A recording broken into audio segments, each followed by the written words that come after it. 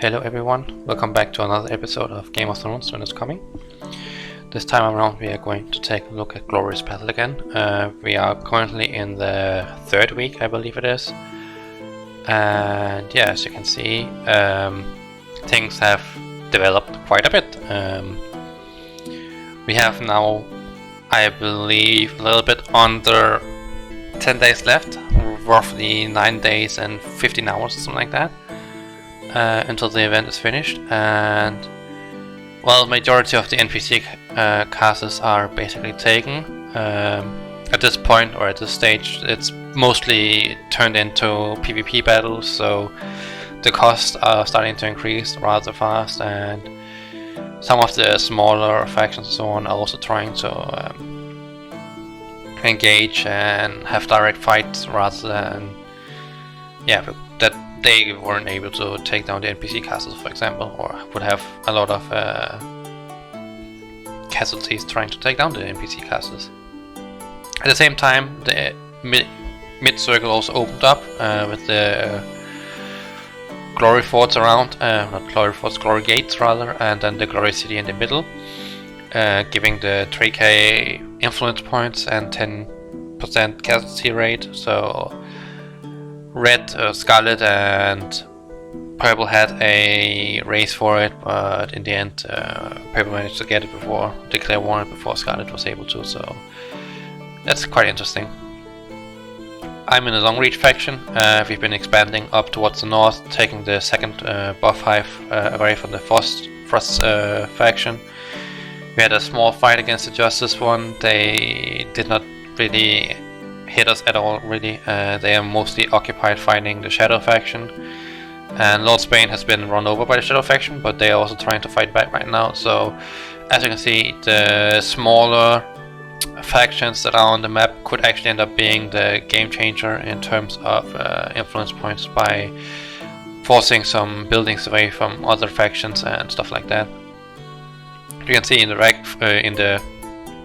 rankings right now, the Aegis faction's on first because of the 3k building in the middle, Long Reach is second, Shadow third, Scarlet fourth, and Justice fifth. So it's basically there's a strong top four, and the rest is basically struggling. But I still believe they can become game changers in terms of sniping away buildings and causing disruption within the ranks. Long Reach, the faction I'm in, has basically declared war against 3 of the Scarlet faction buildings. Justice has declared war against 1 of the pink buildings. We are currently taking the last buff building away from the Frost faction. Lord Spain has declared war on both of the pink buildings over here as well.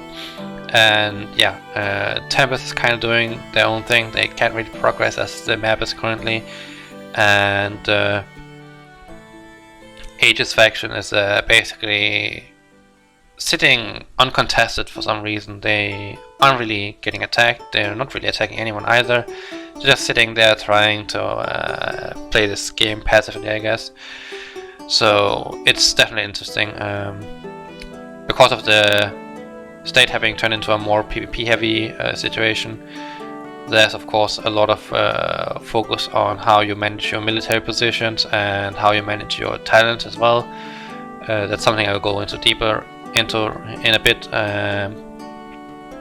I'm also going to talk about the state of the game more in general and how the opening of the middle basically affects the map. So it's definitely something worth keeping note of.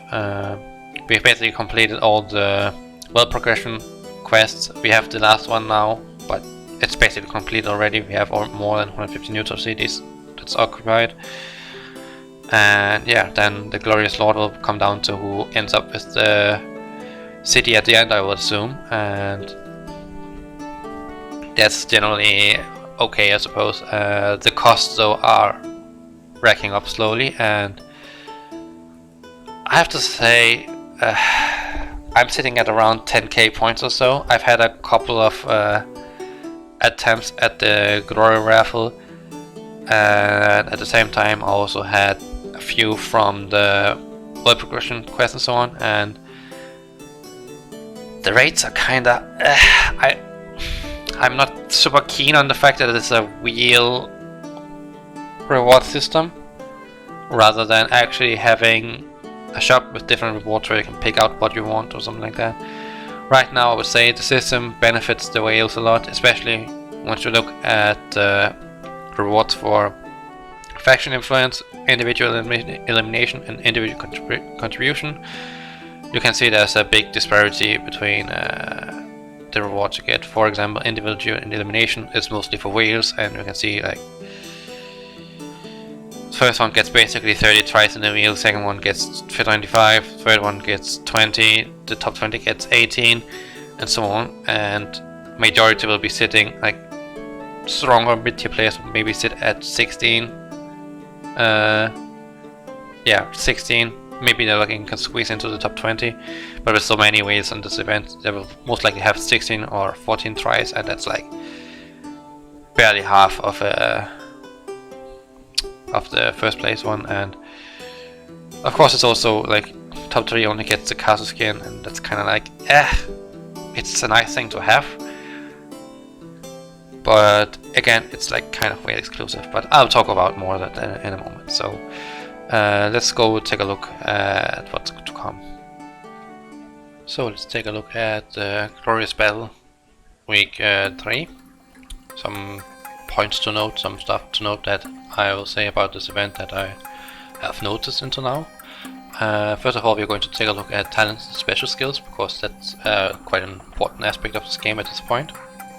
Then we're taking a look at the Gloria City, which is the position that's in the center of the map that's recently been opened. And then we're taking a look at the cost versus reward debate as well. Importance of talents. As was mentioned in the week 1 video, we have military positions which you can pick between. However, there is a 24-hour cooldown before you can switch again. Each position has a talent tree attached to it, which we also looked at in the section before. Each talent tree has an end talent, which is a unique ability, which depending on the situation can be crucial to get the win and change the tide of the battle in your favor. And we have the 3 skills here. For the logistics is a cavalry spearhead, which allows you to basically bypass the rule that you can go through enemy territory. So you can do trades or send resources behind enemy lines if you own a position or city there, which is really useful. Can basically help you adapt the map to your advantage still, and doesn't prevent you from doing your daily point as well.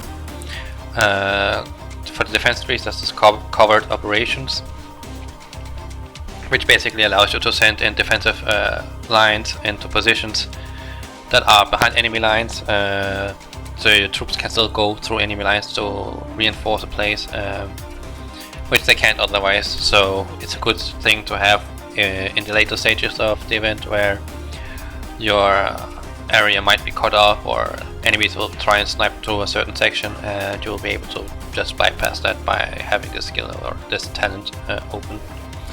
And lastly is the violent destruction, which apparently, from what I understand, I haven't tried it yet, so keep in mind that things might not be correct. From what I understand, has the ability to basically get structures in your favor, the bar that's required to be filled up to actually take it. For each win, apparently you will deal an X amount of extra damage to the structure, which means that you're pushing the bar more towards your favor or something like that. All 3 skills are really interesting, unique in a sense. They can make a difference. They can also not really help you that much. I have yet to really see the full extent of them, but at this point in time, it's at least worth considering when there's 10 days left of the event, that you should have them to kind of at least help you adapt to the battlefield a little bit more. Gloria City. The Gloria City, which is placed in the middle of the map, opens up when there's 10 days left of the event, which means that it just opened up its server reset here. The city gives 3000 influence points, and the holder as well gets 10% casualty rate. And 3000 influence points is a lot, and the 10% casualty rate is also really crucial. Even though apparently you get 40% of the dead back again, so it's kind of like only 6% casualty rate or something like that, because you get the 4% back of it or something like the devs have made some changes to it, at least in the last update. Gloria City, being placed in the middle of the map, has the best strategical position of any building, meaning PvP battles will have an even base resilience for both parties, excluding resilience altering buffs such as talents. Keep in mind that when you are attacking this glorious city in the middle of the map, it will have the exact same distance to all factions, which means that you will basically fight where your resilience is even when you reach there. Of course, there is talents that gives you an advantage in that regard, either increasing your base resilience or decreasing the amount of resilience you lose when traveling and so on. So that's potentially something to keep in mind. But generally, the key thing is you're basically putting yourself on the field in the middle of everywhere. The difficulty of NPC marches and so on inside Gloria City can be pretty difficult to battle. I would say they're slightly more difficult than level 4s, but not that much, from what I understand. But for people that can't really mow down NPCs, they have trouble. They can't really capture any buildings and so on, and that's something I want to address in next week's video as well. It will be more discussion based on how the event is going and so on and so on. But basically, for the future, it could be beneficial to kind of change the NPC system and NPC castles, maybe do some other things. I will go much more into detail about that in next week's video, where I make a kind of overall assessment about the event, what's good, what works, what doesn't work, and we'll take it from there, I suppose. Of course, the reasons why it's strategically, also another reason why it's strategically really bad position is the fact that it has a lot of openings, which means that you can end up risking being in constant battle every 10 hours for basically, every 10 hours for basically the duration of the event, the last 10 days of the event, which drains you of troops and makes it really difficult to hold in generally. Also because of the fact that all factions can have access to the city if you're unlucky. In the case of our map, it will be only 4 factions that will have access to it: pink, purple, red and yellow. And that basically means that it can rotate in those 10 days, can rotate between us, and it makes things a bit more interesting, but it also makes it a lot more difficult to kind of handle the entire situation with the map positioning and such. So that's at least something to keep in mind. Now we are taking a look at the cost versus reward, and cost versus reward, as you can see here, faction influence reward, really great, fairly balanced, everyone can chip in, and basically it's depending on whatever rank your faction ends up in, you'll get those rewards. The rewards are somewhat evenly spread out, so everyone kind of gets a part of the cake, if you can say like that. And that's, like, for me, the cost for it is okay in that regard. Like, you're an entire faction that's working together to get these influence points, capture them, and basically get rewards out of them. Now the next two are the individual elimination reward and individual contribution reward. Regarding the elimination right now, if you're a whale, have reinforcement skill, you're probably going to be in the top 20 if you have the stats for it. Mostly because you can just kill off people without even losing troops, and right now the reinforcement skill is super broken.